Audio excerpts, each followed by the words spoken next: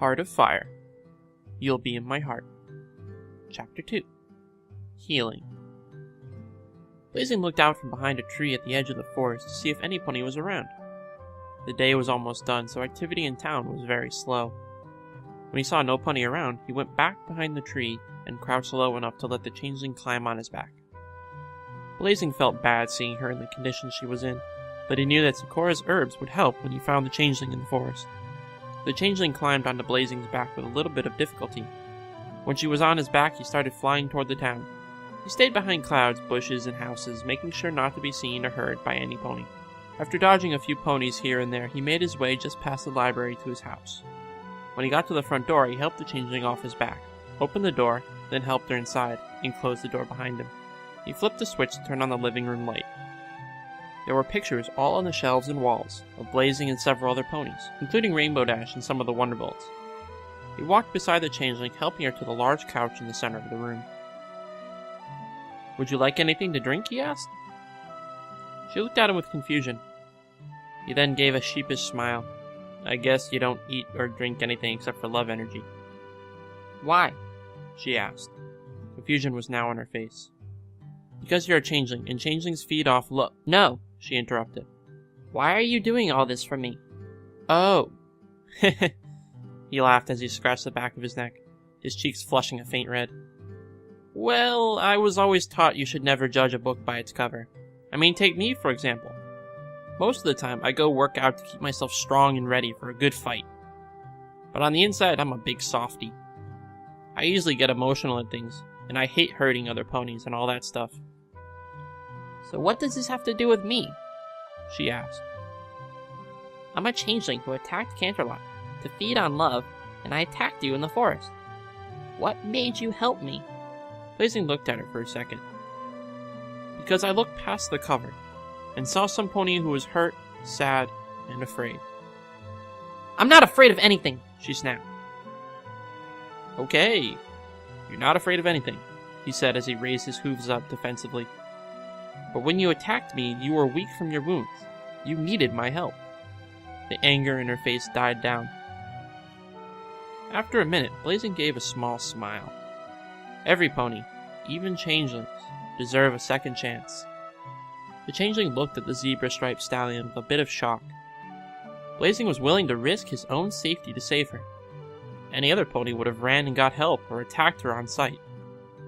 But he didn't. He came back to help her, even after she chased him away. Blazing got to his hooves and trotted over to the kitchen, whistling as he went. She watched him vanish and heard the sound of water rushing for a few seconds. She got to her hooves and limped over to the kitchen. She saw Blazing standing by a stove with a kettle of water. He lit the stove and placed the kettle on the fire, then trotted over to a pantry and pulled out a box. He pulled out one of the bags from the box and started to put the box back when he noticed she was standing at the door. "What are you making?" she asked. Blazing looked at the bag, then back at her. "Hot chocolate," Blazing replied. The changeling looked at the bag and Blazing's hoof. She stared at it for a minute, then returned her gaze to him. "Can you make some for me?" Blazing's eyes shot open in shock. Did she just ask him to make hot chocolate for her? He soon smiled. The very fact that she was opening up to him meant that his choice to help her may not have been the wrong choice. He nodded his head and pulled out a second bag. The kettle on the stove started whistling, signaling the water was ready for the hot chocolate. Blazing grabbed 2 mugs from the cupboard and sat them on the table. He then opened the bag and poured the chocolate into the mugs, then grabbed the kettle off the stove and poured the water into the mugs. He put the kettle back on the stove, then gave one of the mugs to the changeling, who took it difficultly. Blazing blew on his to help cool it down a bit, then took a sip.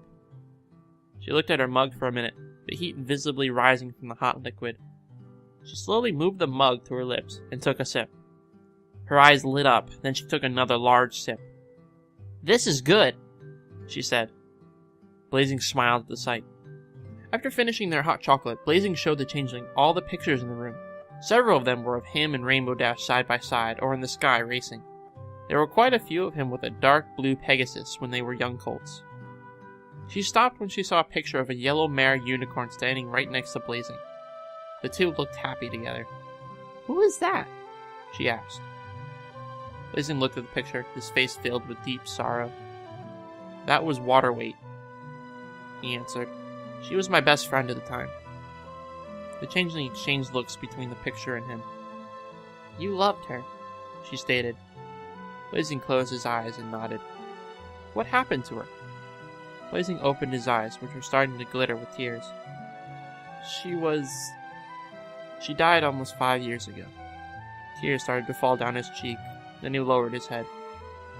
"I'd rather not talk about it." He walked away from the picture, whimpering quietly. The changeling looked at the picture, then back at him. His whimpering was now a soft sob. He turned back to face her, wiping his tears. "See, I told you I was a big softie." She looked at him for a minute, then smiled at him. "Queen Chrysalis would have had a field day with you," she said. Blazing smiled sheepishly at the statement. "Should I be concerned you said that?" he asked. "Take it as a changeling compliment," she said, earning a chuckle from Blazing. "Hey, I just realized. I don't know your name," he observed. "My name?"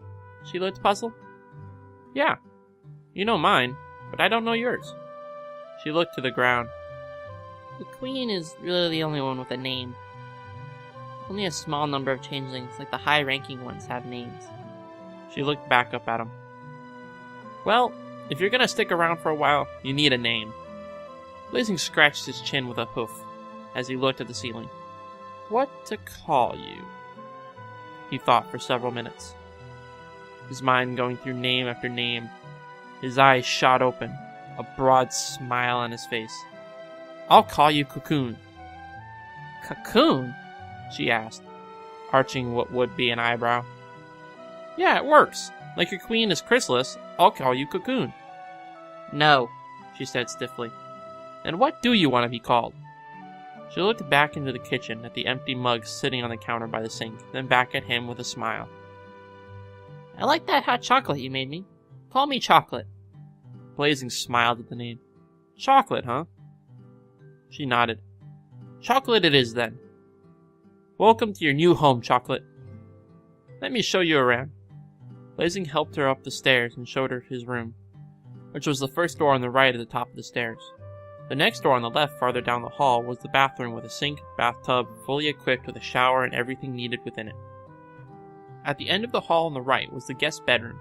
The bed was set up at the wall to the left of the door. There was a window on the opposite side showing the library next door. "And this is the guest room," he explained. "This is where you will sleep while you're here." She looked at the room.